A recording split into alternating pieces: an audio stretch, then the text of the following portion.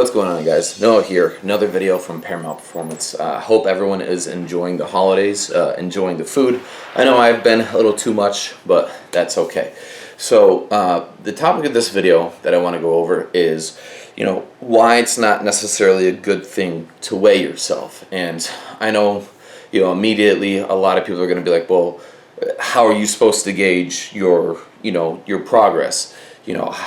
I have a goal in mind. I want to hit this number, and that's all well and good. But for many people, they fixate way too much on their weight. And I just did a video recently on the channel about how you should diet through the holidays and loving yourself and all that stuff. And the reason why I'm kind of making this video on the same topic is because of things that I've seen in my clients of late that is, kind of setting off alarms in my head. And just the other day, I had a client weigh herself for the first time since she started training with me in July. And in that time, she's lost 60 pounds. 60 pounds since July. Now, I think that's pretty damn good.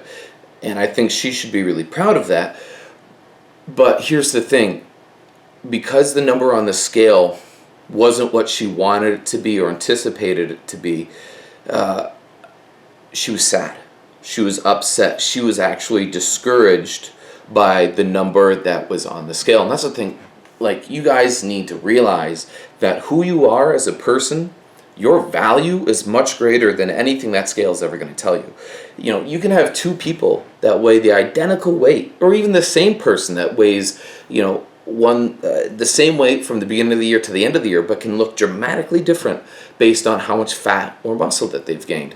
And, just today, working with a client, she was like, I've really been trying to stay off the scale, and, now I only weigh myself like 3 or 4 times a week. And I'm like, are you kidding me? You're weighing yourself 3 or 4 times a week?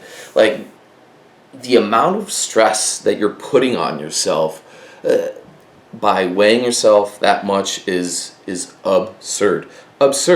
And it really is doing you a disservice, not just because of the negative body image that you're associating with a number on a scale to where you are.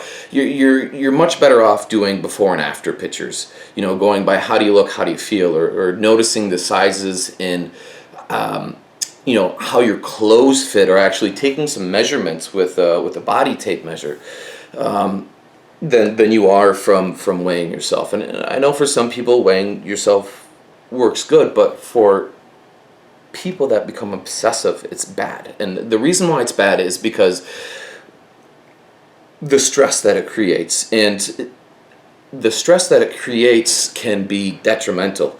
Now, I'm actually going to cite a couple of studies here that I have written down on my iPad here, and it's a study from 2 separate studies actually, but finding the same things from the University of Maryland and Harvard.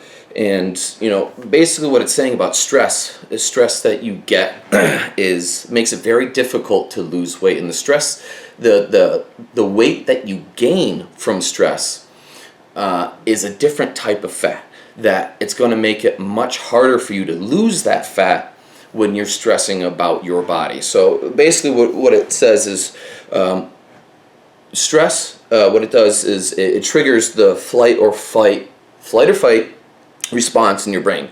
Now, because this is stress from work or from weight issues, what it does is it tricks your body into thinking it's consumed or burned more calories than it actually has, so it pushes you to start eating.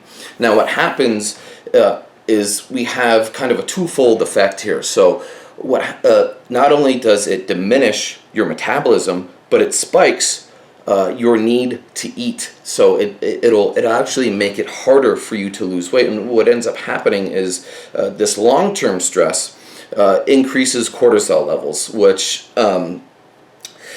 increases blood sugar, increases insulin levels, which drops your blood sugar, which makes you crave to eat even worse food. Now, the fat that's gained through stress is actually visceral fat instead of subcutaneous fat. Now, the issue with that type of fat is that visceral fat is one, it mimics high cortisol levels, but the other issue with that is that that type of fat is less responsive to change. Your body will fight to keep that fat on you, as opposed to fat that would be subcutaneous. Now, so what you're doing is you're putting on more weight through eating. You're putting on more weight through stress. You're putting on a type of fat that's harder to lose than normal fat, or of someone with less stress levels that has maybe more, has a better relationship with their body.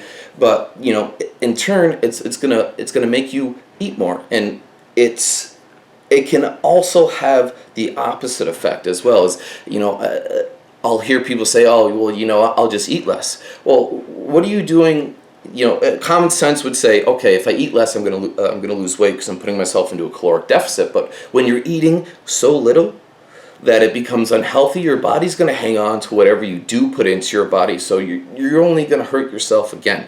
And this is why I can't stress enough to anyone I work with that stay off the scale as much as possible. Yeah, we can do check-ins every now and again to kind of figure out where you are, but stepping on that scale every day or every couple of days is only going to lead to negative reinforcement. And the other thing that comes into play when we start putting on fat through stress is that stress causes us to have less sleep. And then again, we're adding just another layer, because that sleep is so important to you, because when you're working out, you're not actually getting stronger at that point. You're not actually losing weight at that point. It's when you sleep, it's when you recover, it's when you're getting that, recommended 8 hours of sleep a night, that you have all the progress that you're looking for. So there's it's at the end of the day,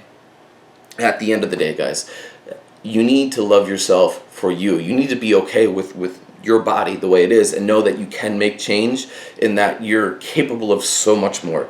I promise you that. I promise you are stronger than you think. And you know what? If you spent less time